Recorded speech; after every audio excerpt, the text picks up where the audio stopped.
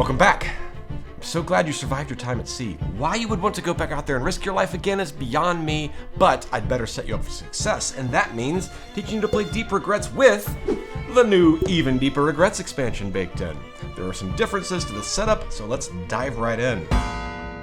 Setup is done exactly as in the base game with a few exceptions. You can set up the sea one of two ways. You can either use only expansion fish, which have this icon in the lower left-hand corner, or you can shuffle them together with the base game fish and deal them into piles of 13, returning the rest to the box.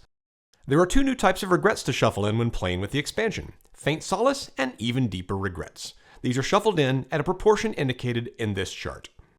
There's a new set collection card type called Polyps. If playing with Polyps, find them all by the icon in the lower left-hand corner and shuffle them in with the cards at sea. Then find all rods, reels, and supplies that are not marked inland only and shuffle them in with the base game items. There's a whole new area you can add to the expansion: Inland. If you decide to play with Inland, find the Inland board and place it nearby. This is going to be higher risk and higher reward area. Find the Inland dinks, shuffle them and pop them right here, then shuffle all 24 lock cards and put them here, and then shuffle up all of the river cards and deal them into shoals of 16. Grab this clout bag and then add 4 tokens per player to the bag and set it nearby. Find and shuffle in all the rest of the rods, reels, and supplies with the other items at port, and then finally give each player an ambulance and some night crawlers in addition to their base game provisions. Note the new player reference cards that are available with the expansion. These should be used in place of the base game reference cards. And you're done. Gameplay in Even Deeper Regrets is mostly the same as the base game with a few small changes. At the start of each day, players now get to choose between sea, port, and inland when deciding where to place their boat meeple. If they're fishing inland, they have access to all 4 of the shoals, both the river and the lock, at all times. They don't have to drop sinkers. However, you should know that the risk-reward ratio is higher in river shoals and highest in the lock. When drawing dinks, players must take them from their boat's current location. If their boat is at port, they may choose either inland or sea from which to take a dink. In addition to their lifeboat and worms, players now have an ambulance and night crawlers they can utilize. The ambulance allows them to make port from inland, but like the lifeboat, it adds 10 to their regrets total at the end of the game. Night crawlers can be used just like your can of worms to peek at a single fish. Night crawlers, unlike can of worms, cannot be used at sea. It's inland only. You also can't place a fish back on the bottom of a pile using night crawlers. It must be discarded instead. Both night crawlers and can of worms are refreshed when you make port. Some Fairfish inland now give you clout when caught. When I reel in one of these beauties, I now give myself a number of clout tokens from the bag equal to the number of icons beneath its difficulty. So the lamprey here gives me 1, the gar gives me 2, and the arapaima gives me 3. If I ever sell or lose the fish, I hang on to the clout. Glory is forever. You can throw your weight around by using clout to get discounts at port. Each clout that you spend reduces the cost of visiting a shop by 1. This is a great way to leverage your fame to get some kickbacks, but it might be a good idea to hang on to your clout.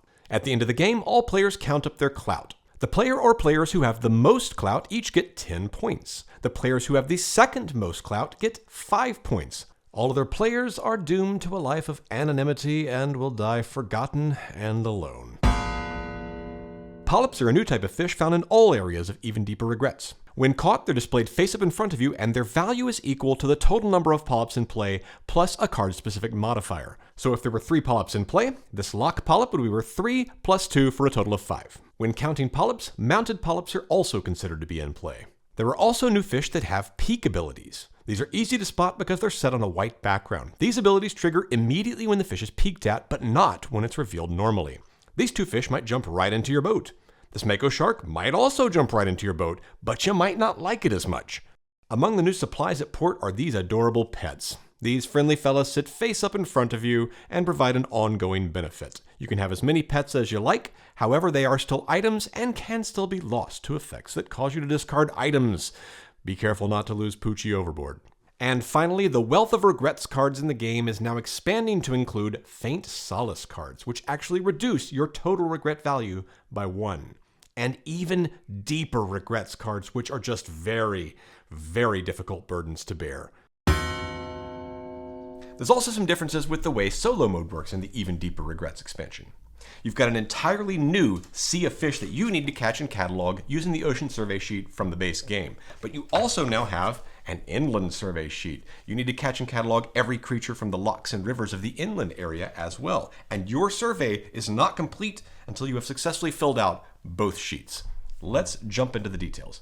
Solo mode is played the same as in the base game, except you now have 2 survey sheets. Ensure you're checking both sheets when preparing your unlocked equipment. Before beginning, check the rulebook to make sure you've removed the required fish and that you've modified your ocean survey sheet by striking out the rows indicated. At the start of each day, you'll now get to decide if you want to fish at sea or inland. Note that if you leave sea and return, you'll always return back to depth 1. And the final thing to know is that you should ignore any rules that have to do with clout. We're here to build on our research, not our reputation.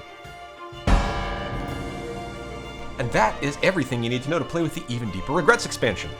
Whether you choose to spend your time at sea or inland or a bit of both, I wish you all the luck, and do come back alive.